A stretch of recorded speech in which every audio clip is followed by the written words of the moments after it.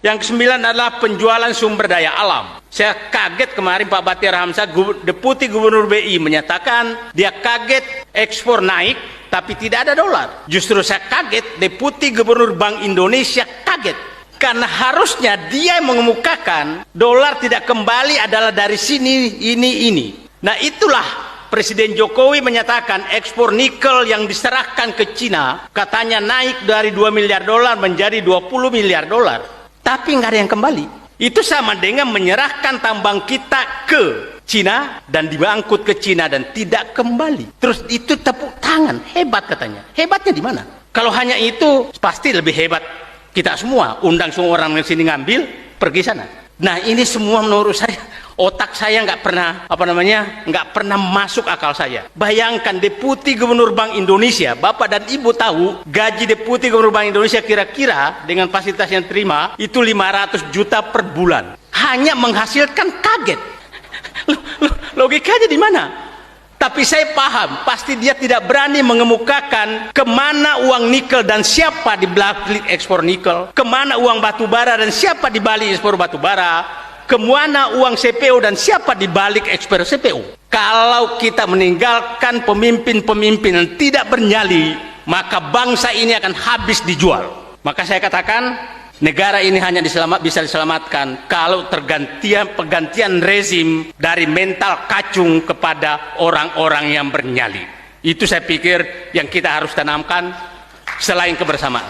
Saatnya mental kacung menyerahkan kekuasaan ini untuk menyelamatkan negeri ini kepada manusia-manusia bernyali yang berhasil, yang punya semangat dan tidak takut menghadapi para cukong-cukong kekuasaan yang membungkus diri sebagai mentor pada politisi-politisi tertentu. Itu saya pikir yang perlu kita rumuskan nanti malam, karena saya harus pergi, bahwa saya katakan bangsa ini hanya bisa diselamatkan apabila terjadi pergantian rezim. Tidak cukup hanya penggantian presiden. Kalau hanya penggantian presiden, rezimnya masih sama, maka 10 hal yang sama saya katakan tadi itu akan berlanjut dan makin dalam. Jadi saya hanya menitip 10 hal tadi. Saya betul-betul berharap bahwa ini penjualan sumber daya alam kita harus hentikan, utang harus kita bayar. Utang ini asal Bapak tahu itu puncaknya nanti kira-kira di akhir pemerintahan berikutnya, karena dia membuat utang itu jangka pendek, rata-rata 5-6 tahun, dan bunganya sangat tinggi itu sekitar sekarang 6,2%. Pembayaran pokok utang kita sekarang sekitar 450 triliun bunga saja, 450 triliun. Ditambah pokok kira-kira 500 triliun, jadi 950 triliun hanya bayar utang.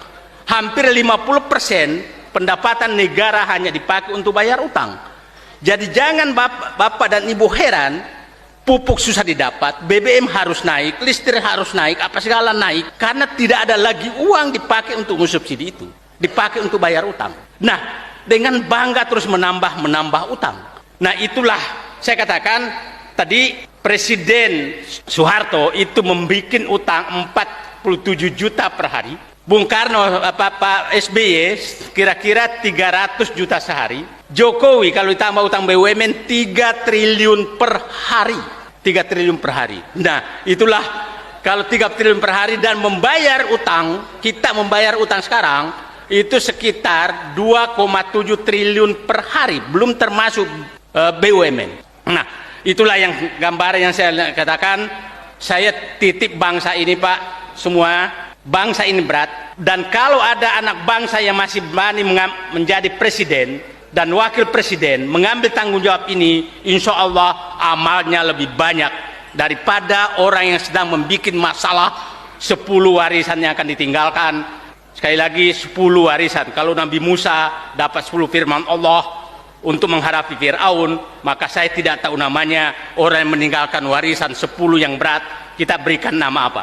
Terima kasih. Wabillahi taufiq wal hidayah. Wassalamualaikum warahmatullahi wabarakatuh. Salam luar biasa Bang Mossad ini. Tapi sedikit Bang Mossad, ada nih pesan 1-2 menit aja sebelum pergi. Selama ini katanya Bang Mossad selalu mengkritisi.